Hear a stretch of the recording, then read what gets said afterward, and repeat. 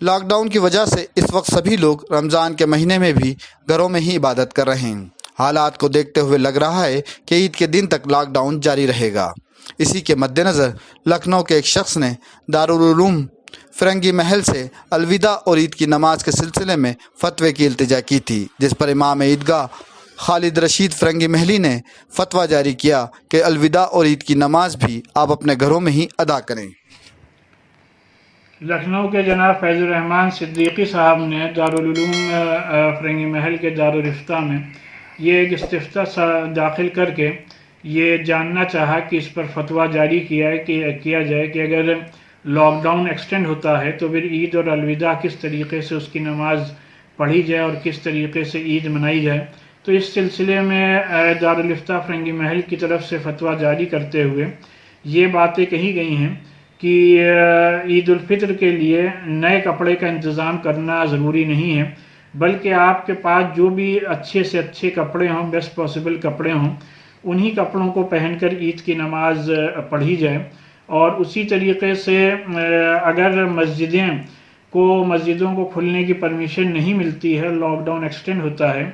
تو اس صورت میں جس طریقے سے ابھی تک مساجد میں امام مؤذن کے علاوہ 3 لوگ نماز روزانہ کی ادا کر رہے ہیں، تو اسی طریقے سے وہی 5 لوگ مسجد میں عید کی بھی اور الوداع کی بھی نماز ادا کریں،